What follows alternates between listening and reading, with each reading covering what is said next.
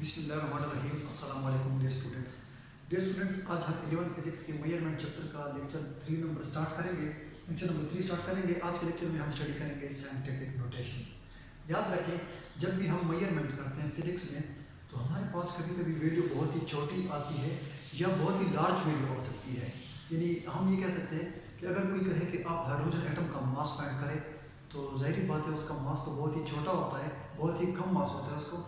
तो उसको लिखने के लिए हमारे पास फिर तरीका नहीं होता कि हम उसमें मतलब 0.00000 कई सारे ज़ीरो लिखते हैं, फिर एंड में कोई एक छोटी सी वैल्यू आ जाती है, तो उसको लिखना हमारे लिए फिर मुश्किल हो जाता है। या अगर कोई ये कहे कि आप सन और मून के दरमियान जो डिस्टेंस है या अर्थ और सन के दरमियान जो डिस्टेंस है उसको आप लिखें, तो ये बहुत ही लार्ज वैल्यू आती है। तो इसको लिखना डियर स्टूडेंट्स हमारे लिए बहुत मुश्किल हो जाता है, क्योंकि इसमें बहुत सारी ये डिस्टेंस भी काफ़ी ज़्यादा बहुत ज़्यादा डिस्टेंस है। तो इसमें जो इसकी वैल्यू आती है उसमें बहुत सारे डिजिट्स होते हैं, उसको लिखना हमारे लिए मुश्किल हो जाता है, उसको पढ़ना भी मुश्किल हो जाता है, और उसकी जो कैलकुलेशन वगैरह है तो उसमें हमारे लिए मसले आ जाते हैं सब में। तो डियर स्टूडेंट्स, आज के लेक्चर में जो हम पढ़ रहे हैं साइंटिफिक नोटेशन, तो ये हमारे पास एक इजी वे है, ये एक आसान तरीका है कि जिसमें हम स्मॉल या लार्ज वैल्यू को आसान तरीके से लिख सकते हैं। तो डियर स्टूडेंट्स, जो हमारे पास नंबर होगा, ये नंबर कोई भी नंबर हो सकता है, ये स्मॉल भी हो सकता है या लार्ज भी हो सकता है। इसको अगर हम इस फॉर्म में लिखें, m multiply 10 power plus minus p, यानी वो जो नंबर है इसको अगर हम इस फॉर्म में लिखें m multiply 10 power plus minus p, तो ये हमारे पास साइंटिफिक नोटेशन है, ये आसान तरीका है।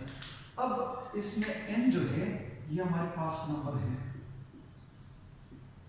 ये वो नंबर है जो बहुत ही स्मॉल या बहुत ही लार्ज है। इसमें m जो है इसे कहते हैं मेंटिसा।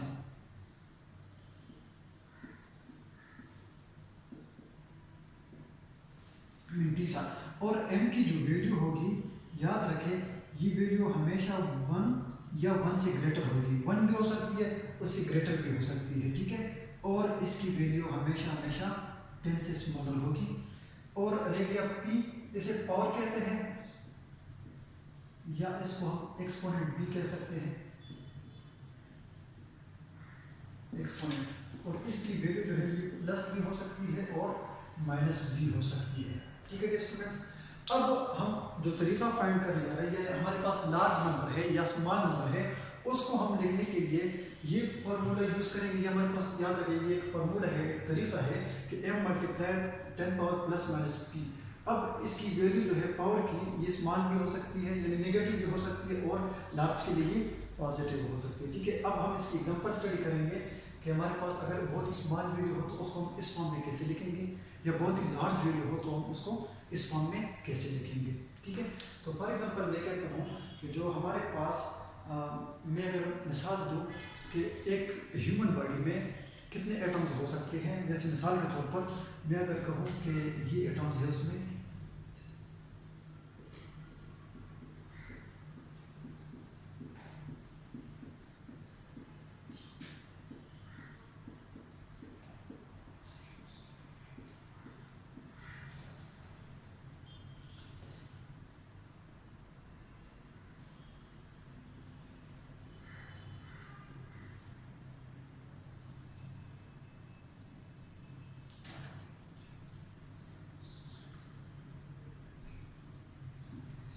ये एटम्स है नॉर्मल ह्यूमन बॉडी में, इतने एटम्स है, ठीक है स्टूडेंट्स। तो इसको हम, ये बहुत ही लार्ज नंबर है, इसको हम साइंटिफिक नोटेशन की फॉर्म में कैसे लिखेंगे।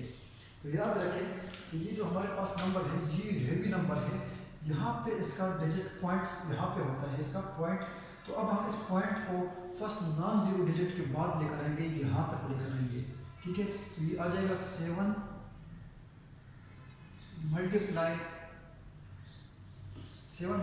अब ये जीरो काउंट करने होंगे, 1 2 3 4 5 6 7 8 9 10 11 12 13 14 15 16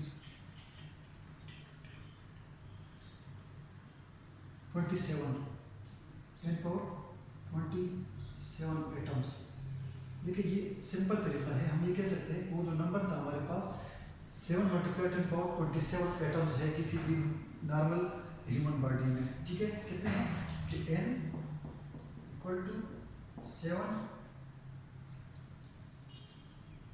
मल्टीप्लाई 10 पावर 27 एटम्स, ये एटम्स हैं फॉर एग्जांपल, ठीक है। तो हम इसको देखिए आसान तरीके से लिख सकते हैं कि कितने एटम्स हैं, 10 मल्टीप्लाई 10 पावर 27 एटम्स हैं।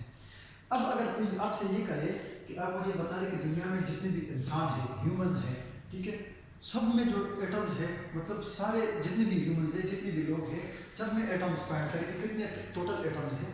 तो याद रखें हमारे पास जो अर्थ की आबादी है, दुनिया में जो लोग हैं, वो है 7 मल्टीप्लाई 10 पावर 9, इतने हैं, इतने लोग हैं दुनिया में, पीपल, मैं यहाँ पे लिख सकता हूँ people, ठीक है। तो अब हम मल्टीप्लाई करेंगे तो ये आ जाएगा आपके पास 7 multiply 10 power 9 multiply by 7 multiply 10 power 27, इतने एटम्स हो जाएंगे, ठीक है। 7 7 49 मल्टीप्लाई 10 पावर 36 एटम्स, या 4.9 मल्टीप्लाई 10 पावर 36 एटम्स हो जाएंगे, ठीक है। तो इतने एटम्स है दुनिया में, जितने भी लोग हैं सब में कितने एटम्स हैं, ये टोटल एटम्स है 4.9 मल्टीप्लाई 10 पावर 36 है, तो ये 36, तो ये हो जाएगा 37 हो जाएगा, ठीक है, क्योंकि बिग पॉइंट यहाँ पर इधर आ जाएगा, तो इसमें एक एड हो जाएगा, ठीक है। तो डियर स्टूडेंट्स, अभी फॉर एग्जाम्पल मैं आपको कहता हूँ कि हमारे पास हाइड्रोजन जो एटम है, हाइड्रोजन एटम है, उसके लिए आसान तरीका, यानी उसका जो मास है वो हम कैसे लिख सकते हैं, वो तो बहुत ही कम मास है, ठीक है। तो उसको हम कैसे लिखेंगे, उसका मास है 0.000,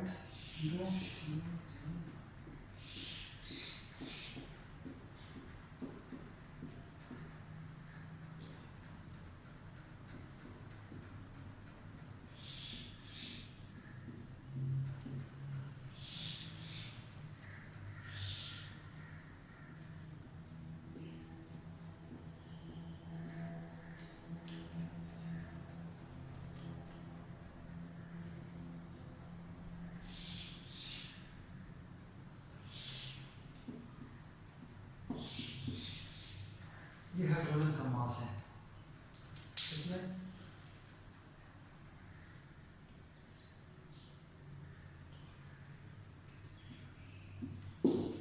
0.000260 और 167 kg इसका मास है। तो डियर स्टूडेंट्स, याद रखें जब हम लेफ्ट से राइट की तरफ आएंगे तो हम लेकर आएंगे इस पॉइंट को फर्स्ट नॉन जीरो डिजिट के बाद, यानी 1.67 हो जाएगा, 1.67 मल्टीप्लाई 10 पावर, ये हो जाएगा -27 kg, ये हाइड्रोजन का मास है, मास ऑफ हाइड्रोजन एटम, ठीक है। तो ये हम इस तरह फाइंड करेंगे। अब इसमें जो रूल यूज हुआ है, ये हम क्यों इस तरह लेकर आते हैं, तो माइनस में लिखते हैं, या अगर हम राइट से लेफ्ट की तरफ जाते हैं तो वैल्यू जो है वो प्लस होती जाती है। तो इसकी फिजिक्स क्या है, आइए देखते हैं। तो याद रखें डियर स्टूडेंट्स, हम इस वैल्यू को, ये जो 0 पॉइंट है, इसको सबसे पहले आपने लेकर आना है इस पॉइंट तक, ठीक है। अब आपने जो इस पॉइंट को राइट की तरफ आप आ गए, तो ये जो वैल्यू है ये अपनी ओरिजिनल वैल्यू से 10 गुना बड़ी हो गई, ठीक है, ज़्यादा हो गई। इसलिए हम इस पॉइंट में लास्ट में हम लिखेंगे मल्टीप्लाई, यानी देखिए 10 गुना ज़्यादा हो गई, तो हम इसको इसीलिए 10 से डिवाइड करते हैं, और ये हो जाएगा आपके पास 1.67, ठीक है। मैं मिसाल देता हूँ, तो ये इसलिए ये ऊपर जब जाएगा तो ये -1 हो जाएगा, ठीक है। अब फॉर एग्जाम्पल यहाँ पर है, जब आप इस पॉइंट से फिर इस पॉइंट पर आओगे दूसरे पे, तो यहाँ पे एक और 10 पावर -1 हो जाएगा, ठीक है। जब आप थर्ड वन पे आओगे इस तरफ, तो यहाँ पे एक और हो जाएगा। तो इस तरह करते करते डियर स्टूडेंट्स, हम लास्ट में आ जाएंगे, हमारे पास इसकी वैल्यू आ जाएगी 1.67, क्योंकि इस पॉइंट को आपने उठाना है, लेकर आना है आपने इस 1 के बाद, तो ये आ जाएगा 1.67 मल्टीप्लाई 10 पावर अब आपने काउंट करने हैं, 26 जीरो थे और एक ही 1 है, तो -27 kg ये इसकी वैल्यू आ जाएगी। देखिए अब देखें इसको तो हमारे लिए काउंट करने की मुश्किल हो जाता है, अगर एक जीरो कम ज़्यादा हो गया तो हमारी मेजरमेंट्स गई, ठीक है। तो याद रखिए स्टूडेंट्स, देखिए ये एक नंबर लगता भी बुरा है, कितना मुश्किल सा लगता है, इसको पढ़ना भी हमारे लिए मुश्किल हो जाता है कि ये क्या है, ठीक है। तो इसलिए हम इस नंबर को आसान तरीके से लिख सकते हैं कि 1.67 मल्टीप्लाई 10 पावर -27 kg, ठीक है। तो ये हाइड्रोजन एटम का मास है, ठीक है। देखिए यहाँ तक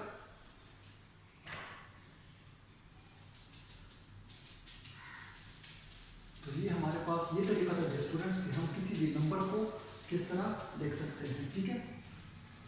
अब मैं एक मिसाल के तौर पर एक और वैल्यू लिखता हूँ। फॉर एग्जांपल मैं कहता हूँ हमारे पास एक वैल्यू है, बहुत ही लार्ज वैल्यू है 35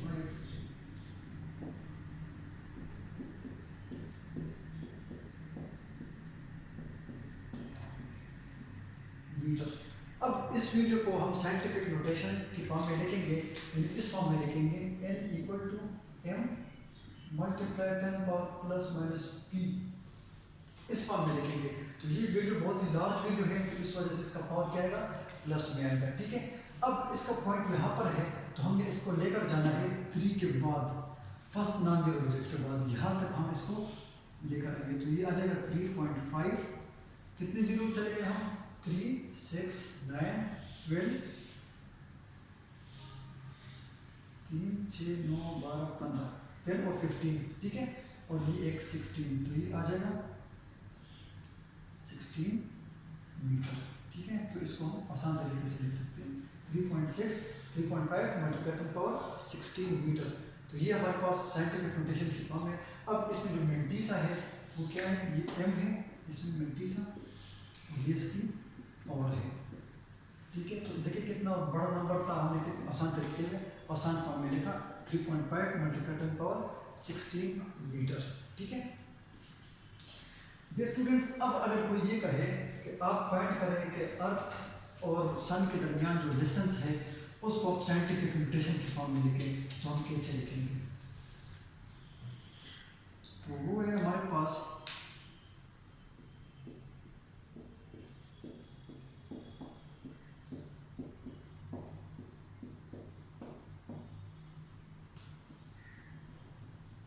ठीक है, तो इतने हमारे पास मीटर्स हैं, ठीक है स्टूडेंट्स। अब हमने जाना है लास्ट, इस पॉइंट से हमने जाना है, यहाँ से लेकर जाएंगे हम इसको 1 पॉइंट के बाद, ठीक है। तो ये आएगा, तो इसकी वैल्यू आएगी हमारे पास 1.5 मल्टीप्लाई 10 पावर 3, 6, 9, 10 और 11। तो ये हमारे पास इतने मीटर्स आएंगे, ये हमारे पास साइंटिफिक नोटेशन की फॉर्म में है, ठीक है। डियर स्टूडेंट्स, अब हमने अपनी और आसानी के लिए हमने क्या किया है, ये जो हमारे पास m की वैल्यू आती है, जिस तरह फॉर एग्जांपल यहाँ पे है 1.5 है, ठीक है। तो ये m की वैल्यू जो आती है मेंटीसा, तो इसको हम इस तरह रख के, ये जो पावर है, पावर अगर प्लस में है या माइनस में है, तो उसको हमने स्पेशल नाम दिया है, जिसको हम कहते हैं प्रीफिक्सेस, कहते हैं, कि जो हमारे पास आसान तरीका है इसको पढ़ने के लिए। जिस तरह हम कहते हैं कि हमारे पास अगर वैल्यू है इस तरह कि 2 मल्टीप्लाई 10 पावर 3 kg है, 3 है इस तरह ग्राम, तो इसको हम फिर कहते हैं कि 2, और ये जो 10 पावर 3 है इसको हमने नाम दिया है प्रीफिक्सेस में किलो का, किलो, तो ये हो जाएगा ग्राम, ठीक है। या इसी तरह हम ये कहते हैं कि 3 मल्टीप्लाई 10 पावर -3 मीटर, ठीक है। तो इसीलिए ये जो 10 पावर -3 है इसको हमने नाम दिया है सेंटी, ठीक है, सेंटी। तो ये आ जाएगा 3 सेंटी और ये मीटर, ठीक है, 3 सेंटीमीटर।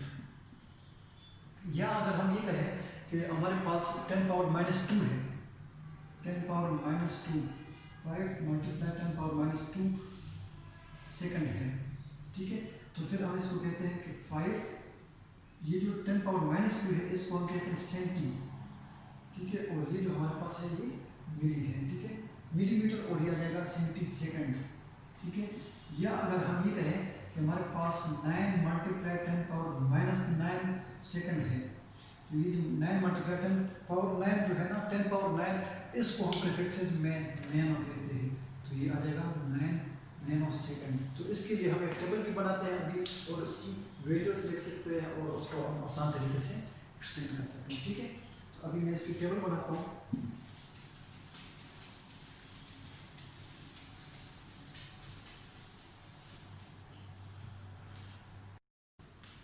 तो डियर स्टूडेंट्स, ये हमारे पास प्रीफिक्सेस हैं, इसमें मतलब exa, peta, tera, vega, mega, kilo, hecto, deca, deci, centi, milli, micro, nano, pico, femto, atto. ठीक है, जो एग्जा है इसकी वैल्यू है 10 पावर प्लस 18। ठीक है, और उसको हम रिप्रेजेंट करते हैं कैपिटल ए से, ई से। ठीक है, उसके बाद है पेटा 10 पावर 15, टेरा 10 पावर 12, गेगा 10 power 9, mega 10 power 6, kilo 10 power 3। इस तरह हेक्टो जो है वो 10 पावर 2 है, डेका जो है वो 10 पावर 1 है, डीसी जो है वो 10 पावर -1, सेंटी 10 पावर -2, मिली 10 पावर -3, माइक्रो 10 पावर -6, नैनो जो है 10 पावर -9 है, पेको जो है 10 पावर -12 है, फेम्टो 10 पावर -15 और एटो जो है वो 10 पावर -18। ठीक है, अब अगर आपसे कोई कहे कि मतलब एग्जाम यानी आपके पास अगर आप कैलकुलेशन करें और आपके पास वैल्यू आ जाए 10 पावर +18 मीटर आ जाए, ठीक है, तो आप इसको आसानी से इस तरह कह सकते हैं कि ये हमारे पास है 3 एग्जा मीटर, क्योंकि 10 पावर 18 को जो हमने स्पेशल नाम दिया है वो है एग्जा। ठीक है, इस तरह आप कोई भी एग्जांपल लिया जो इसमें मेन एग्जांपल है यूज होते हैं, जिस तरह मेगा यूज होता है, आप लोग पावर में लेते हो मेगा वाट, यानी 76 मल्टीप्लाई 10 पावर 6 वाट आप लेते हैं पावर में, इलेक्ट्रिकल पावर में। तो ये हम लिख सकते हैं फिर 76 जो है ये हमारे पास आ जाएगा मेगा और वाट। ठीक है, इसमें जो ये ज़्यादातर यूज़ होते हैं, यानी जो इसमें वो वैल्यूज़ जो बहुत ज़्यादा यूज़ होती है, इसमें एक है ये गीगा वाला बहुत ज़्यादा यूज़ होता है, मेगा भी यूज़ होता है, किलो, इस तरह सेंटी, और इसमें जो है ना सेंटी, मिली, माइक्रो, नैनो। तो ये सारी वैल्यू बहुत ज़्यादा यूज़ होती है और ये हमारे पास प्रीफिक्सेस कहलाती है। ठीक है, जो हमारे पास 10 पावर जो है ये प्लस भी हो सकती है, माइनस भी हो सकती है, इसको हम स्पेशल नाम देते हैं, जो ये प्रीफिक्सेस में सारे इंक्लूडेड है। यहाँ पे मैंने टेबल बनाया हुआ है इसके लिए, और जो हमारे पास वैल्यू अगर मतलब नेगेटिव है तो उसके लिए भी हम नाम दिया, जो पॉजिटिव वैल्यू है उसको भी हमने स्पेशल नाम दिया और ये हम फिजिक्स में यूज़ करते हैं। ठीक है, तो ये हमारे पास है प्रीफिक्सेस। ठीक है, बस ये लेक्चर था आज का कि जिसमें हमने साइंटिफिक नोटेशन और प्रीफिक्सेस की स्टडी की। साइंटिफिक नोटेशन ये वो नंबर जिसको हम simply m into m power m multiply 10 power +-p में लिख सकते हैं। ठीक है, इस फॉर्म में लिखते हैं, और जो इसकी वैल्यू आती है प्लस आती है या माइनस आती है तो उसको हम प्रीफिक्सेस में लेकर जाते हैं, उसको हम स्पेशल नाम देते हैं जिसमें ये सारे इंक्लूडेड। ठीक है, अल्लाह।